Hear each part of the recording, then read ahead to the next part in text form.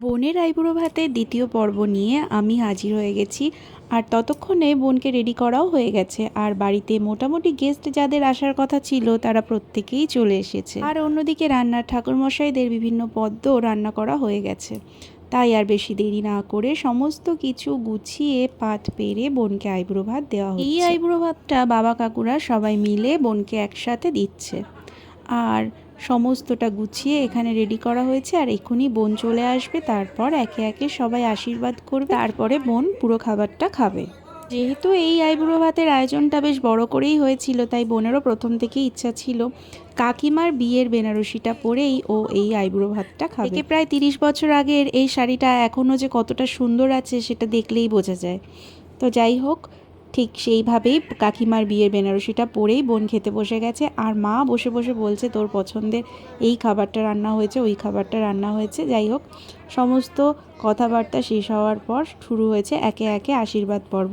আর প্রথমেই আশীর্বাদ করতে চলে এসেছে বড় জেঠু। যেহেতু জেঠু আমাদের বাড়ির সব থেকে বড়, তাই জেঠুকে দিয়েই আশীর্বাদ পর্বটা শুরু। জেঠু আশীর্বাদ করার পর একে একে সিরিয়াল ওয়াইজ সবাই আশীর্বাদ করেছে বোনকে। শেষে খাইয়ে দিয়েছে পায়েস। আর এরপরে চলে এসেছে বড় মা।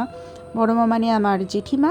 তো এবারে বড় মা ওকে আশীর্বাদ করে নেবে। আর আশীর্বাদ পর্বে যেহেতু পায়েসটাকে একটু শুভ বলে মানা হয়, তাই সবাই পায়েসটাকেই খাইয়ে দিচ্ছে। জেঠু আর বড় মার যেহেতু আশীর্বাদ পর্ব হয়ে গেছে, তাই ওরা তুনকে গিফটটাও দিয়ে দিয়েছে। তুনের যেহেতু শাড়ি খুব একটা পরা হবে না, তাই ওরা বুদ্ধি করে সালোয়ার পিস নিয়ে এসছে। এরপরে সিনিয়র হিসেবে চলে এসেছে আমার বাবা। আমার বাবা আর সেজো কাকা দুজনেই যমজ, তবুও বাবা যেহেতু আগে হয়েছে তাই বাবাই বড়। তারপরে বাবা আশীর্বাদ করে নিল, আর তারপরে মা আশীর্বাদ করে নিল। আর আগেরবার যখন জেঠু আর বড় মা আশীর্বাদ করেছে তখন সেভাবে ছবি তোলা হয়নি, তাই পাপা আশীর্বাদ করার পরে গিফট দিয়ে দেওয়া হয়েছে। আর তারপরে একই সাথে মার সাথে তুনের সাথে ছবি তোলা হয়েছে, এবং পরে ধীরে ধীরে একইভাবে সবার সাথেই ছবি তোলা হয়েছে। আর আমাদের বাড়ি থেকে তুনকে দেওয়া হয়েছিল শাড়ি। যেহেতু বিয়ের অকেশন, তাই আমিই বলেছিলাম শাড়ি দিতে। সে একদিন পড়ুক আর যাই পড়ুক, পরবর্তীতে ওর কাজে লাগবে। ফোনে যে কতগুলো ভিডিও একইভাবে জমা হয়ে আছে কি বলবো, রোজই ভাবি এডিট করব আর পোস্ট করব, সে আর কিছুতেই করা হয় না। তো যাই হোক, একে একে মাঝে মধ্যেই চেষ্টা করি একটা একটা ভিডিও দিয়ে দেওয়ার, কিন্তু ওই আর কি অনেকটাই দেরি হয়ে যায়। তাই যাই হোক, এবার চলে এসেছে আমার সেজো কাকা। এই যে একটু আগেই বলছিলাম আমার বাবার কাকু দুজনেই যমজ। তো এখন যদিও চেহারা দেখলে দুজনকেই একটু আলাদা মনে হয়, কারণ কাকা একটু হেলদি আর আমার বাবা একটু বেশ রোগা হয়ে গেছে। তো যাই হোক, আগে একটা সময় ছিল যখন দুজনকে দেখলে একেবারেই বোঝা যেত না। আমরাও ছোটোবেলায় অনেক ভুল করেছি, বিশেষ করে তুন তো বারবার ভুল করেছে। তো যাই হোক, প্রচুর মজা করতে করতে আমরা আইবুড়ো ভাতটা কিন্তু সেলিব্রেট করেছি। কাকার আশীর্বাদ কমপ্লিট হলে কাকিমাও আশীর্বাদ করে নিয়েছে। আর এবার চলে এসেছে আমাদের ছোট পিসি। ছোট পিসি আমাদের কাছাকাছি থাকে, তাই পিসিও চলে এসেছিলো এই দিন। আর পিসি আশীর্বাদ করছিল। পিসেমশাই আসতে পারেনি, পিসেমশাই একটু অসুস্থ। বাড়িতে একটা বিয়ে হলে কতটা যে আনন্দ হয় সেটা বলে বোঝানো যায় না। আমি আমার বিয়ের সময়ও জানি কত দায়িত্ব নিজে হাতে নিয়েছিলাম। আর সমস্ত কিছু সামলাতে সামলাতে দিনগুলো যে কিভাবে পার হয়ে যায় সত্যিই বোঝা যায় না। তবে বোনের বেলাটায় ব্যাপারটা একটু আলাদা, কারণ ও তো এখানে থাকেই না। সমস্তটা কাকিমা নিজে হাতে দায়িত্ব নিয়ে দেখছে, আর সেই সঙ্গে আমাকেও কিছু কিছু দায়িত্ব দিয়েছে, যেগুলো আমিও চেষ্টা করছি পালন করার।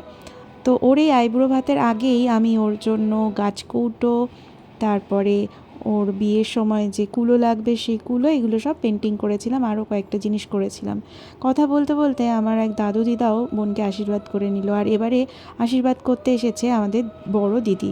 এটা আমার বড় পিসির বড় মেয়ে, মানে বড় পিসির মেয়ে। দিদির ছেলেরও বিয়ে বোনের বিয়ের 1-2 দিন আশেপাশে, তাই বিয়ের সময় কতটা যেতে পারবে তার ঠিক নেই বলেই দিদি আইবুড়ো ভাতটা অবশ্যই অ্যাটেন্ড করেছে। বাড়িতে একটা অনুষ্ঠান হলেই কত জনের সমাগম, কত দূরের কাছের আত্মীয় এক জায়গায় হওয়া, নতুন নতুন স্মৃতি তৈরি হওয়া, কত রকমের ভালো লাগা।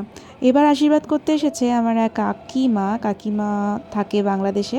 তো রিসেন্টলি ঘুরতেও এসেছিল ইন্ডিয়াতে, আর সেই সময় এখানে ছিল, তাই কাকিমাও এই প্রোগ্রামটা অ্যাটেন্ড করতে পেরেছে। এরপরে চলে এসেছে আমার বড় দিদি আর জামাইবাবু, মানে আমার বড় জেঠুর বড় মেয়ে আর তার জামাই।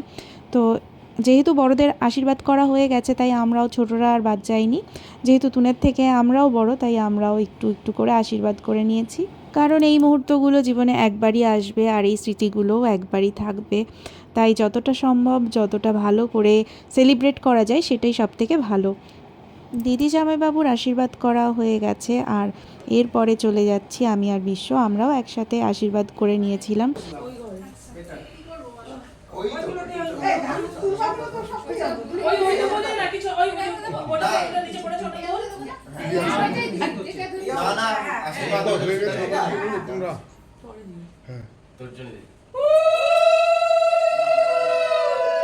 প্রত্যেকের বেলাতেই ব্যাকগ্রাউন্ডে এরকম অনেক কথাই হয়েছিল, কিন্তু যেহেতু নিজেদের ভিডিওটা এডিট করছিলাম তাই একটু সাউন্ডটাও দিয়ে দিলাম, যে সবাই কত আমাদের গাইড করেছে। যেহেতু ছোট আমরা, তাই আমাদেরকে গাইড না করলে তো আমরা সেটা পারবো না, তাই যেভাবে যেভাবে বলে দিয়েছে সেভাবেই আশীর্বাদটা করেছি। তো যাই হোক, এরপরে আমরাও একটু পায়েস আর মিষ্টি খাইয়ে দিলাম, তারপর খাইয়ে দিলাম জল, আর মোটামুটিভাবে আমাদের সবারই আশীর্বাদ করা কমপ্লিট হলো। আর এরপরে যেটা হয়েছে সেটা হলো, আমাদের চলে যাওয়ার পরে আমাদের ভাগ্নে, মানে আমার দিদির বড় ছেলে, যে দিদিকে দেখালাম সে দিদির বড় ছেলেও আশীর্বাদ করেছে। অ্যাকচুয়ালি আশীর্বাদ তো করার কথা নয়, কারণ ভাগ্নে আমাদের থেকে সম্পর্কে ছোট, তবুও ওই আর কি মানে শুভকামনা জানিয়েছে। আর আমাদের ভাগ্নে অনেক গুণী ঠাকুর দেবতা নিয়েই সারাক্ষণ থাকে, তাই ভাগ্নে এই সমস্ত নিয়মকানুন অনেক ভালো জানে, তো সেই জন্য আরও বেশি আগ্রহী ছিল এ ব্যাপারে। তো মোটামুটিভাবে আমাদের আশীর্বাদ পর্ব শেষ হয়েছে, আর এইবার আমরা বোনকে একটু খাওয়ার সুযোগ দিয়েছি। তো এই ভিডিওটা এখানেই শেষ করছি, দেখা হচ্ছে পরবর্তী পার্ট নিয়ে পরের ভিডিওতে। এখনকার জন্য টাটা।